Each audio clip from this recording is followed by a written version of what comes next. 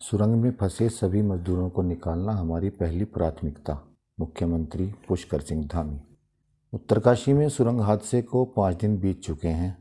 सुरंग में अभी भी 40 लोग फंसे हुए हैं जो जिंदगी और मौत की जंग लड़ रहे हैं।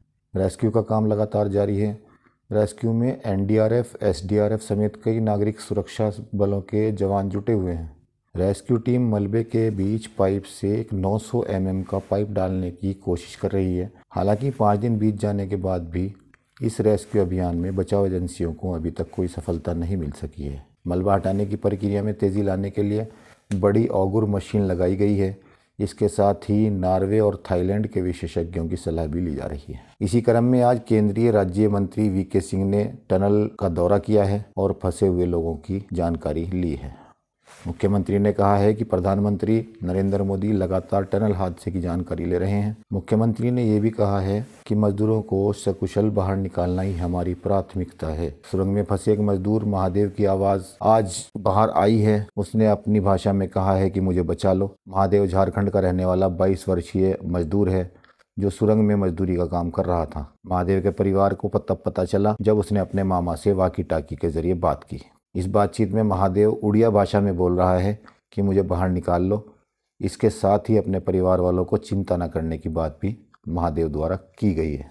एक ताज़ा समाचार के अनुसार टनल में फंसे मजदूरों को रेस्क्यू करने का ऑपरेशन जारी है।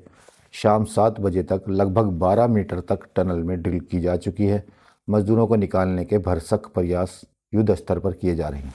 हवाई जहाज से यहाँ पर पहुँच गई है और अब मशीन इंस्टॉल हो गई है। वहाँ पर काम करना भी शुरू कर दिया है।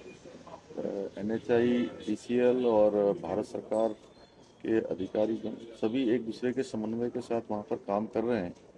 थोड़ा स्थिति वहाँ की कठिन है, लेकिन बहुत जल्द जो है उस पर पूरा ड्रिल हो जाएगा। जो अत्याधुनिक मशीन आई है, अभी मुझे बताया गया है कि लगभग 5-7 मीटर उन्होंने ड्रिल भी कर लिया है अभी तक, और हर घंटे में वो 5 मीटर से 10 मीटर के बीच ड्रिल करेगी।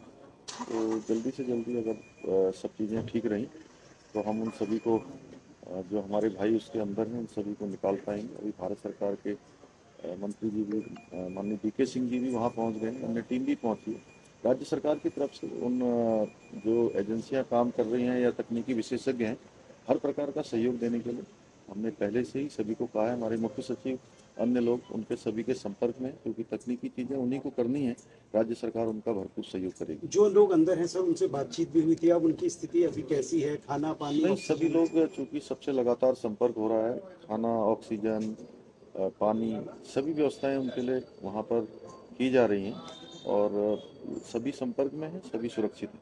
लापरवाहियां देखने को उजागर हुई है, इसमें किस तरीके से कोई जांच बैठाएंगे सर इसमें? कोई बड़ा देखिए, चूँकि भारत सरकार के NHI, DCL के द्वारा ये काम किया जा रहा था और सुरंग का काम लगभग पूरा होने वाला था। 400 मीटर लगभग सुरंग बची हुई थी और इसको मॉनिटर भी वही लोग कर रहे थे। लेकिन आगे के लिए जितने भी इस प्रकार की सुरंगों का, टनल्स का, क्योंकि हमारे राज्य में बहुत अधिकांश इसकी आवश्यकता भी है और निर्माण कार्य भी हो रहे हैं, हम इन सभी की समीक्षा करेंगे। और इनकी समीक्षा के साथ साथ चूँकि पहले हम सभी शहरों की बेयरिंग कैपेसिटी का भी अध्ययन कर रहे हैं, वो भी आकलन कर रहे हैं, और इसके साथ ये भी करेंगे। प्रधानमंत्री जी से 2-3 बार आपकी बात हो गई सर, उन्होंने क्या किया है? क्योंकि कल एक बात आई थी कि तकनीकी विशेषज्ञ थाईलैंड में जो केव रेस्क्यू हुआ था, उस टाइप की टीम से भी समन्वय बनाएंगे। माननीय प्रधानमंत्री जी लगातार स्वयं वहाँ से वो इस बचाव कार्य को देख रहे हैं।